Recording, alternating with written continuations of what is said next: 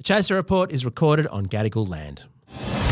Striving for mediocrity in a world of excellence. This is the Chaser Report. Hello and welcome to the Chaser Report with Dom and Charles. Dom. Yes. I've got good news. Wonderful. The planet is saved. You look so happy. Well, how did you do it? Well, it's not me. Credit where credit's due. There's sort of scientists and people like that involved as well. This sounds very specific and detailed thus far. Yeah. Well, let's get into it after this break. Okay, so the way it works is what we're going to do is we're going to blanket the entire Sahara Desert with solar panels. Oh. Right? The whole of the Sahara Desert, like the Yes. entire thing, right? Yes. So, and because the whole point is pointless, useless desert. Yeah. Who fucking gives a shit? There's nothing there from what I understand. Just a desert. Yeah, it's just a desert. Who cares? It's like Adelaide. Why don't we put solar panels on there? If we put solar panels across the whole of the Sahara Desert, that would turn Saudi Arabia into an energy superpower, right? Oh. Why would they get control of the Sahara Desert? Are they going to fund this thing, are they? Yeah. They're funding the whole thing. Oh. And they'll pipe it into Saudi Arabia and then presumably, I don't know, ship it or something. I don't know. They'll use the energy to build their insane 160 kilometre long building, presumably. And it'll go out through Tunisia and Morocco as well. So presumably they lay cables, a bit like the Sun Cable thing, you know, that Mike Cannon Brooks bought from Twiggy Forrest. Yeah, and also there's this company that's making tankers, super tanker batteries. Right? Super tanker batteries? Yeah, so they'll be able to ship, they're like mega battery power plants. Floating batteries? Yeah, and that's right, it's a Japanese company, and it means they can ship electrons from, where they're generated, say, Saudi Arabia or the Sahara Desert, wherever it's going on, or, the Sun Cable place, and they can ship them up to Japan and just park them off the coast of Japan and run Japan via these super tankers. I'd love to know what fuel the tankers run on. They run on oil? But I guess that's the kind of thing you would invent, Charles, if your country had recently been utterly fucked up by a nuclear power plant, say, leaking. Yeah, no, exactly. No, and part of the whole reasoning is that actually, because everyone says to Japan, why don't we just cable in, the electrons, and they go, but that's because we've got so many earthquakes, the cables keep breaking. Oh. We actually need a sort of floating power station to sort of stop, the fact that, Charles, you ain't want any tradie knows. You lay a bit of cable, you put a bit of flex in there. Yes, put a bit of flex in there. What are you doing, Japan? That was the problem with all the cables breaking. Not enough, a little bit of flex. Tie a knot in it for a bit of flex. Well, that's interesting idea. So a floating battery. Yeah. Charles, what happens if the supertanker that's a battery crashes and leaks? So instead of leaking oil, it leaks electrons. Does that then electrify an entire ocean and kill all the creatures in it? Do all the fish float to the surface? Fish and chips, yeah. Oh, wow. That would be fun. No, actually, they do address that because it's sort of like a bomb. It's a floating bomb. I think so. But they said actually lithium batteries are really quite stable nowadays. And so there'll be a whole lot of sort of fire retardant stuff on board, but they don't think it's going to be a huge problem. I mean, what are the odds that while conducting a nuclear test, North Korea accidentally blows one of these things up? I imagine fairly high, in fact. Now, so getting back to Sahara Desert being blanketed in solar farm. I was going to check how big the Sahara Desert is so I can get a sense of the scale of this. I think it's relatively big. I think it's bigger than my backyard. When people talk about deserts, they generally cite the Sahara as a relatively big one, don't they? It is the largest hot desert in the world. It's only if you include Antarctica as a desert in the Northern Arctic, which is, is that really a desert? If not, Sahara is the biggest sandy desert. So there's only a couple of problems that I now want to outline about this otherwise faultless problem. 3.6 million square kilometres, by the way. So, yeah, quite large. What are the flaws? It sounds too big a dream, Charles, to have any flaws. I can't imagine you can find any. So it will solve the energy crisis, right? Right, for everybody. For everyone. Wow. I mean, obviously, because Saudi Arabia is going to be investing in it, most of the benefits will go to Saudi Arabia. Well, so I should think. But it will, there'll be more than enough energy for everyone. On the other hand, it will rapidly increase climate change.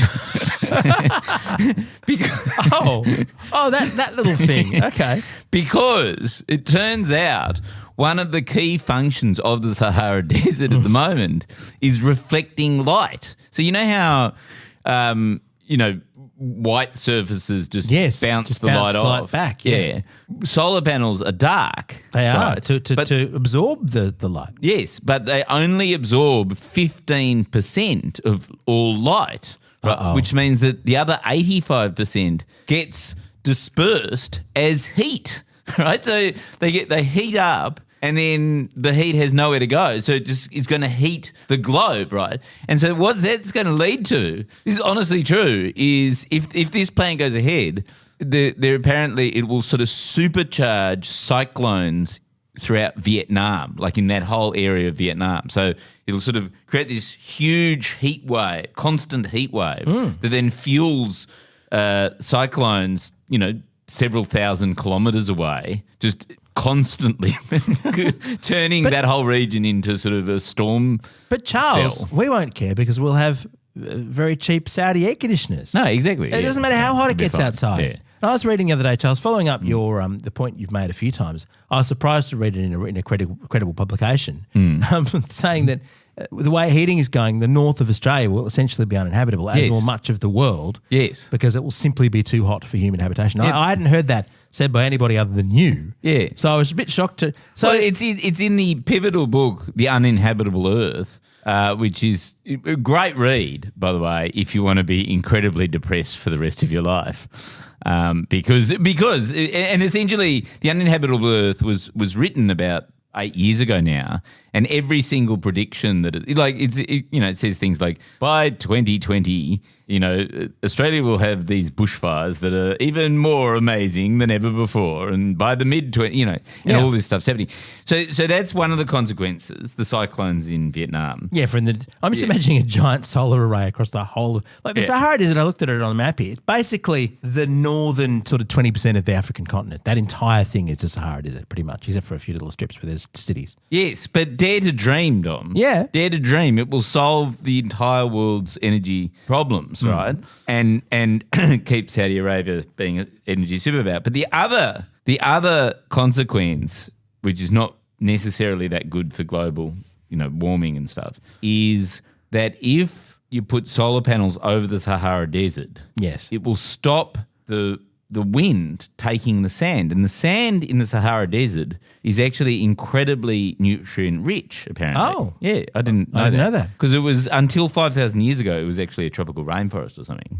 So it's got all these nutrients in it. And normally what happens is in the Sahara Desert, like all the sand from the Sahara Desert blows across onto Latin America and South America. Really? Into those nutrients? Into the Amazon. And that is what fuels the nutrients in the Amazon. The reason why the Amazon rainforest exists is because of these winds blowing in from the Sahara Desert. Charles, you don't need to worry about that. Yeah, that's not a problem. And so what scientists are saying is if we coat the Sahara Desert in solar panels, there will end up being, it will lead to a desert in the Amazon. But Charles, that's going to happen anyway. They're clearing it. There's not going to be an Amazon rainforest, so don't worry about that. And we can always just, if there's a desert in the Amazon, I suppose we could just build some solar panels. Yeah. But also, Charles, even if that were a problem, yes, all we do is during the 3.6 million square kilometres of solar panels, we just put massive fans underneath to blow sand, just driven by the solar panels. Yes. Oh, that's much better. It'll work very well. Yes. Charles, can I just ask, given that this is a batshit insane, absolutely massive scale idea, yes, is this by any chance the brainchild of a certain MBS, Mohammed bin Salman? I think you're right. I think it's part of his sort of nation building. If you're going to build cities in the sky that cost trillions of dollars, why not also cover the entire Sahara Desert? And I note that they're not covering the bits of the desert around Saudi Arabia with panels. It's all going to be over there. It's a bit weird that I assume it's because there's cheaper labour in Tunisia and presumably. I was wondering Morocco, how MBS would kind of tie this in with his biggest passion. But I would just imagine, Charles, any disruptive journalist, you just put them on one of those solar panels. That's fry in no time. It'd be even easier than dismembering them in your embassy, I would have thought. That's right. None of the medical advice contained in the Chaser Report should legally be considered medical advice. The Chaser Report. I'm just looking at an article in The Conversation about this plan, which, typical conversation, just All poo-poos. science. Poo-poos the idea based on its... there's actually several articles. There's another one dating back to 2019, which asked the question, this is in The Conversation, should we turn the Sahara Desert into a huge solar farm? And if you look at the summary of the article, the answer is no, we shouldn't.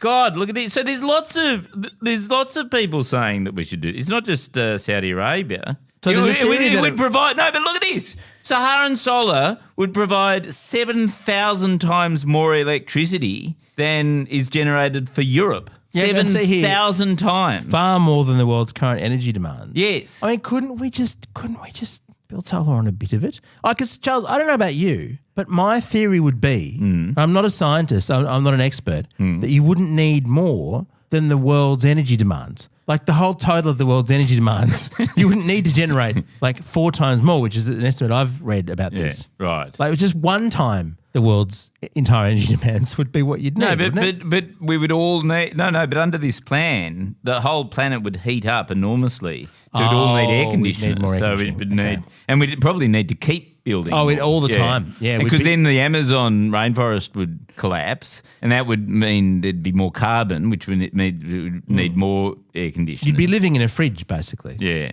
Yeah. Which would also keep the bodies that were dismembered nice and chilly. One of the interesting stats in this particular article says that in the shade, like underneath the solar panels on the Sahara, under the shade, it would be 45 degrees under those solar panels. Who's going to maintain these things? Robots will. Yeah, that's right. Well, I guess, Charles, another option would be that we not. I mean, that would be another plan. We not what? We not build solar panels across the whole of the Sahara Desert. Could we just maybe not do that? I don't think. No. You don't think MBS will go with that? Wouldn't windmills be not as bad? But the windmills kill birds. So I've heard that from Donald Trump and Mark Latham. And also, don't they affect your inner vibes or something? Like Yeah. some sort of... Yeah, because if you hate the environment and you see these things going around, it makes you very angry. Donald Trump was furious that the Scots were going to build them off his golf course. Yes. Which seems to me very short-sighted because what more fun game would there be in the entire world than can you hit a golf ball and hit the windmill? Well, offshore? I do think that that's certainly what's going to happen in Australia is around our coast. Yeah. There's going to be huge wind farms off the coast of basically the whole of Australia. I would have thought so. Which will be very cool. I mean, they look amazing. Have you ever driven through a giant wind farm? Yes. Yes, totally. They're awesome. They look stunning. I drove through the Coachella Valley not long ago, a couple of years ago, and on the way to Palm Springs from LA. It's stunning. And that's just boring desert. I mean, the only other thing they use the Coachella Valley for is annoying music festivals. So really a much better use to build solar there. There's nothing there. Why aren't we doing this in Australia? There's nothing in much of Australia. Why don't we put windmills in it? Have we not thought of that? I mean, I don't. I suppose you could put solar panels, but windmills what are we going to to then do with all our lovely coal? Like we need our. Oh, we need that's to true. use our We wouldn't be able to coal. sell it. Yeah. Could we build windmills out of coal? Somehow sort of compressing it, turning into carbon fibre or something. Or diamond tipped. Diamond tipped windmills. Use all the carbon, like the coal, to create diamond tipped. What we need, you know what we need to do? What? If we log all of our old growth forest, we can have wooden windmills, Yes. which would look much prettier than the metal ones. And the way to sell MBS on this whole plan, the guy who runs Saudi Arabia, is to point out that with windmills, yes, you can chop people up a lot easier. you can. Yes. Yes, they're basically scythes. They're giant scythes. Like you don't need a team of killers to dismember your journalists. You just use windmills. With the love it. natural scything action. We're doing it. It's done. We're going to do it. It's as good as done. Well, I'm glad we've solved, because I think we've been a bit depressed on the podcast the last few weeks. We have. Yeah. But I think now I've turned the corner. We're going to solve it through bright green technologies. We're going to. I think you're wrong about the Sahara. I think we'd have to do the whole thing. That's gone, yeah. The job lot. Yeah. But the windmills, it's not going to be very hot under the windmills because they're vertical rather than horizontal like solar panels. Well, and also it gives you a breeze. And there's a fan. That's true. There's a built-in fan. Yes. That could swirl the Sahara sands across. Yes, that's it. So you have solar panels and then you have some windmills. Yes. Okay, done. Definitely done. Yeah. You're welcome, Planet Earth. And you know how we fund it? By making cool YouTube videos about all the cyclones in Yes. Vietnam. Otherwise, You just have a constant weather channel webcam and make all the money off that from the also, views. I think if we can get rid of the world's journalists, MBS will be willing to kick in a few bill, make that happen. Oh, yeah. He thinks big. No problem. Our gurus from Road, we're part of the Iconoclast Podcast Network. See ya.